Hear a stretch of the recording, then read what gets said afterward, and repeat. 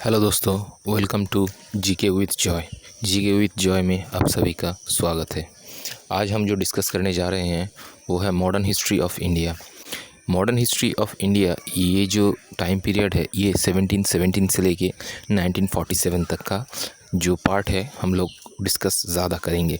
इसमें क्या क्या चीज़ें आएंगी, इसमें आएंगी जो ब्रिटिश एम्पायर ने जो उसका जो साम्राज्य विस्तार किया था, इंडियन फ्रीडम स्ट्रगल और इंडियन फ्रीडम जो नेशनल मूवमेंट्स हैं और इम्पोर्टेंट जो वाइस रॉय गवर्नर जनरल्स जो थे, इनके बारे में हम डिटेल्स में चर्चा करेंगे। तो चलिए देखते हैं आगे। तो हमारा जो पहला जो पार्ट रहेगा वो रहेगा expansion of British empire in Bengal, Mysore and Punjab. तो ब्रिटिश साम्राज्य जो विस्तार लाभ किया था पहले बंगाल, मैसूर और पंजाब में, हम उन्हीं के बारे में ज़्यादा चर्चा करेंगे। अब आते हैं बंगाल पे। ब्रिटिश लोग जब आए, जब उनका पहला जो ज़्यादा से ज़्यादा फैक्ट्रीज़ थी, जो इम्पोर्टेंट स्ट्रक्चर्स थे, वो सभी बंगाल ओरिएंटेड या कलकत्ता में ये लोग बनाए, क्योंकि कलकत्ता जो लैंड है वो बहुत ही ज़्यादा स्कोप था वहाँ पे, बहुत ही फर्टाइल लैंड था और ये गैंजेस प्लेन पे भी है। ये सब चीज़ों का भी वो लोग ने ध्यान रखा था। तो चलिए आगे डिस्कस करते हैं। तो मुर्शिद कुली खान जो है ये 1717 से लेकर 1727 तक बंगाल के गवर्नर रहे थे। और ये बंगाल के पहले जब गवर्नर चुने जाते हैं, ये चुने जाते हैं फ़र्रुखशियार के द्वारा, जो एक फरमान जारी करते हैं जिसमें ये लिखा हुआ रहता है कि मुर्शिद कुली खान जो है वो बंगाल का नए गवर्नर है। 1719 में इनको उड़ीसा का भी गवर्नरशिप मिलता है। गवर्नरशिप मिलने के बाद ये पहला जो काम करते हैं, ये अपना कैपिटल को ट्रांसफ़र करते हैं ढाका से मुर्शिदाबाद। नेक्स्ट है हमारा अलीवर्दी खान। अलीवर्दी खान के जो टाइम है, ये टाइम पे जो मुग़ल एम्पायर थे वो थे शाह आलम, जिसको रंगीला भी कहा जाता है। इनका टीन्योर है 1740 से लेके 1756 तक।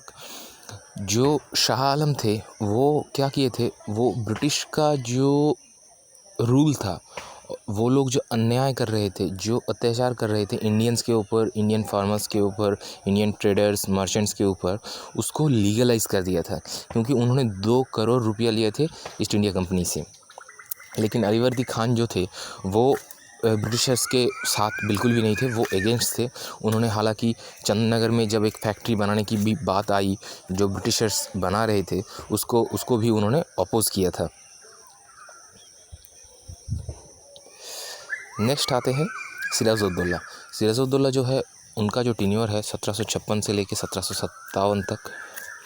वो सीज़ करते हैं कासिम बाज़ार फैक्ट्री, जो कि ब्रिटिश द्वारा बनाया गया था। फोर्ट विलियम जो है वो तो सरेंडर कर चुका था, लेकिन रॉबर्ट क्लाइव जो थे उन्होंने कलकत्ता को रिकवर किया।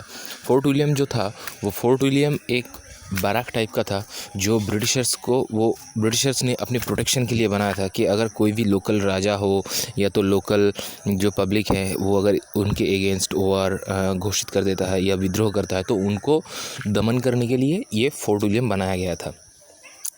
सिराजुद्दौला के साथ एक बहुत ही एक इम्पॉर्टेंट बैटल रहता है ब्रिटिशर्स का, जो कि बैटल ऑफ पलासी के नाम पे भी बहुत ज़्यादा ख्यात है 1957 में।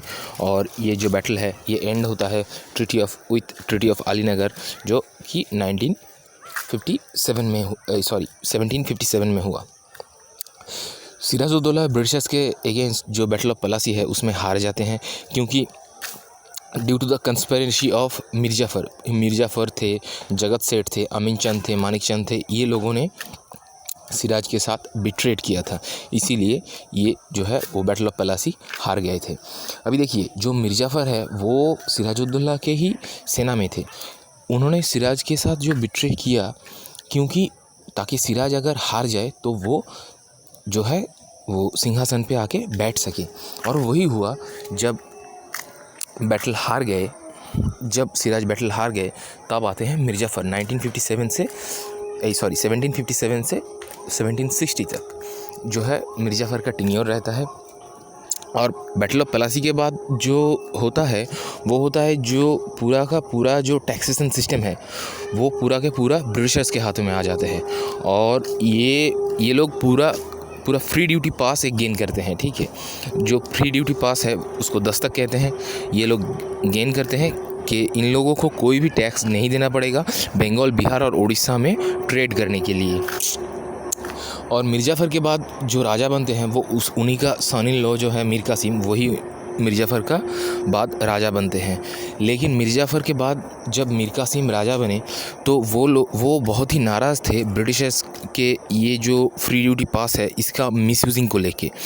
तो इन्होंने ब्रिटिशर्स के अगेंस्ट वार घोषित कर दी और ये जाके अवध के राजा शुजा-उद-दौला और उस टाइम पे मुग़ल सम्राट थे द्वितीय शाह आलम, इनके साथ मिलके एक थियरी, कंस्पिरेसी थियरी, एलाइड एक फोर्स फॉर्म करते हैं ब्रिटिशर्स के अगेंस्ट। और ब्रिटिशर्स के अगेंस्ट वार जो घोषित करते हैं वो बैटल ऑफ बक्सर के नाम पे भी बहुत ज़्यादा प्रख्यात है 1764 का। और ये बैटल ऑफ बक्सर जो है वो एंड हुआ था विथ ट्रीटी ऑफ इलाहाबाद इन 1765। तो ये जो बैटल ऑफ बक्सर है इसमें मीर कासिम और एलाइड फोर्सेस हार गई थी और ब्रिटिशर्स को जीत मिली थी। और ब्रिटिशर्स ने 2 अलग अलग ट्रीटी ऑफ इलाहाबाद साइन किया, एक शुजा-उद-दौला के साथ और एक दूसरा साइन किया था अपने मुग़ल सम्राट शाह आलम के साथ। और मीर कासिम जो है वो मारे गए थे। मीर कासिम के बाद जो राजा बने थे वो थे निज़ामुद्दौला, जो उन्हीं के मीर कासिम के ही सन थे। अब आते हैं कंक्लूजन के ऊपर कि ये जो बैटल ऑफ प्लासी था, बैटल ऑफ बक्सर था, इसका कंक्लूजन क्या आता है। देखिए, बैटल ऑफ प्लासी के बाद जो ब्रिटिशर्स है उसको फ्री ड्यूटी पास मिलता है, फ्री ट्रेडिंग के लिए फ्री दस्तक मिलता है कि बंगाल, बिहार, उड़ीसा में ये लोग फ्री ट्रेड कर सकते हैं।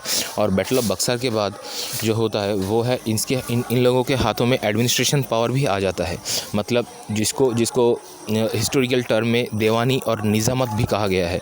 तो देवानी और निज़ामत ये जो दोनों जो पावर है, दीवानी बोले तो जो टैक्सेशन सिस्टम है और निज़ामत बोले तो जो एडमिनिस्ट्रेशन जो पावर है, दोनों ही ब्रिटिशर्स के हाथ में आ जाते हैं।